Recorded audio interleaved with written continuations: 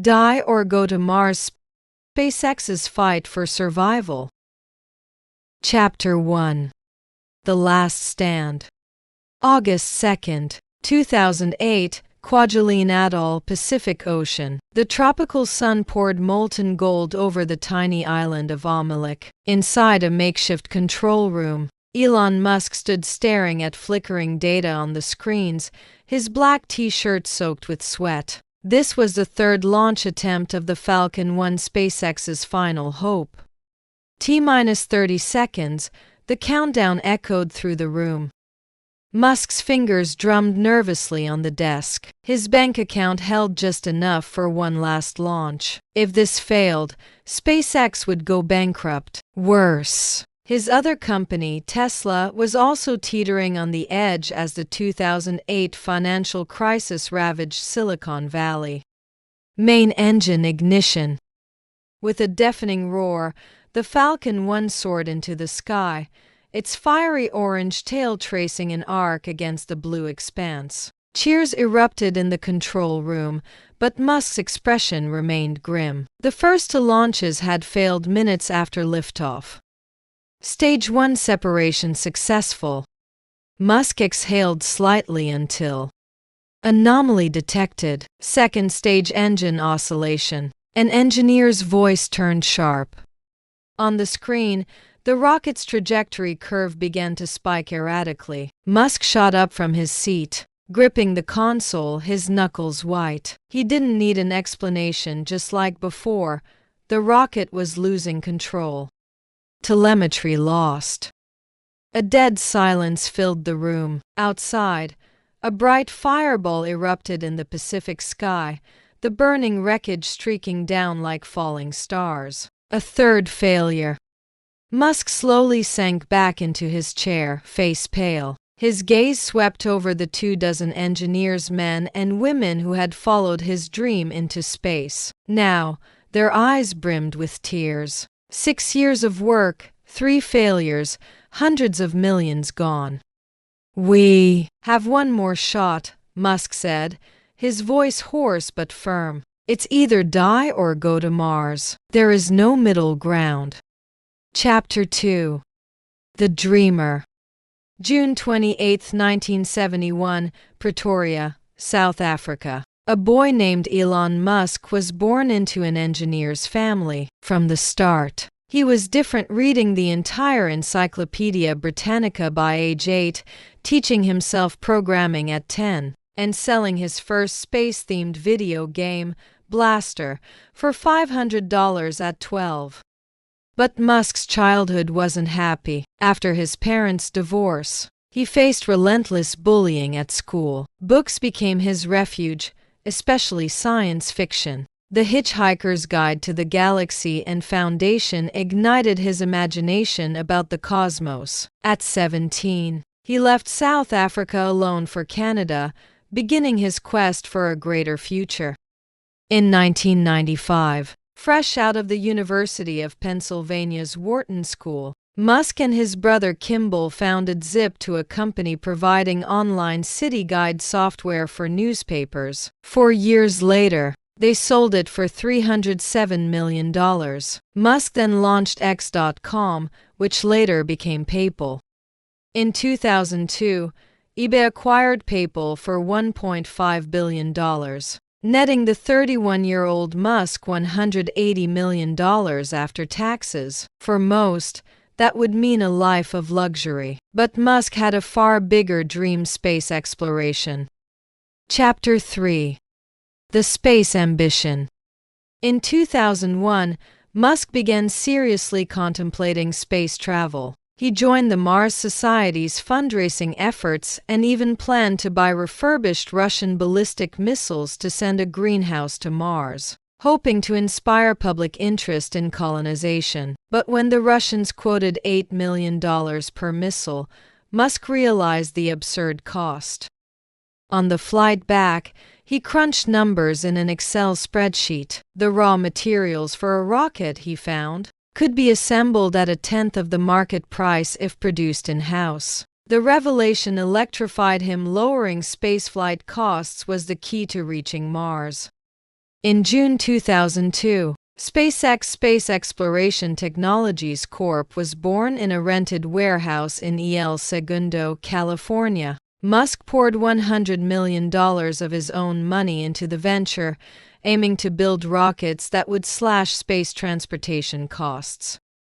"We're not here to be a space service provider," Musk told his first employees. "We're here to make humanity a multiplanetary species." Step 1. Reusable rockets. Step 2.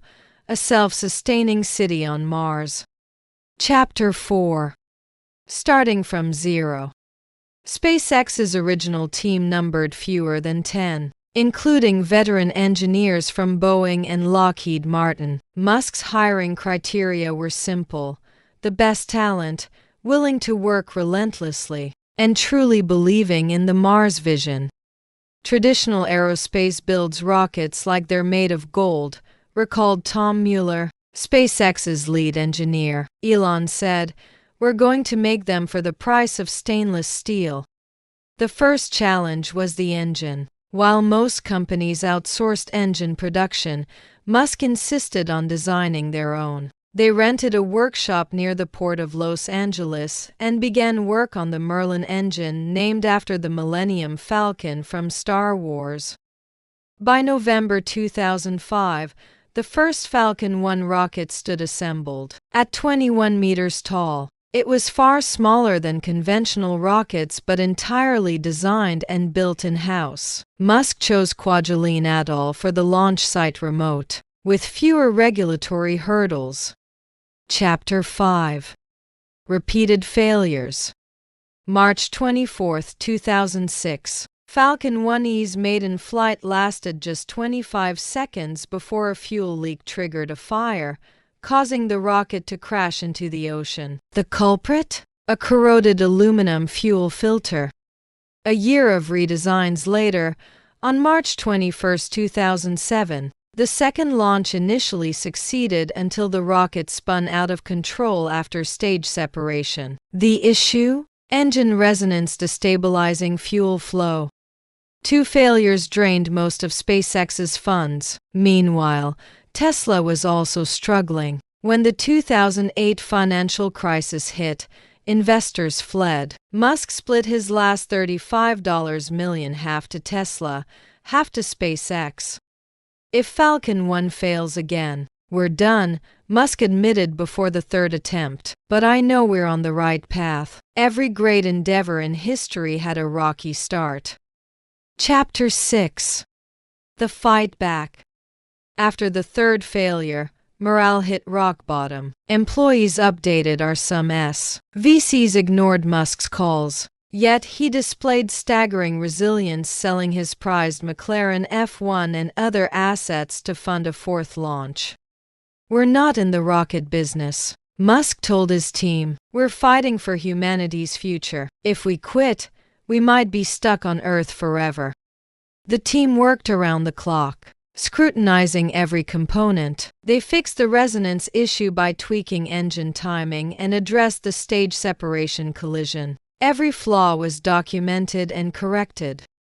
September 28, 2008, launch day. The tension was unbearable. Musk didn't even enter the control room. He stood alone on the beach, listening via radio. T-10, 9, 8. This time, Falcon 1 executed every step flawlessly: ignition, liftoff, stage separation, orbital insertion. When the satellite deployed successfully, the control room exploded in cheers, tears, and hugs. They'd made history: the first privately funded liquid-fueled rocket to reach orbit. Musk stood silently on the sand, watching the rocket's golden contrail fade into the sunset. He knew this was just the beginning. Chapter 7. Rising from the ashes.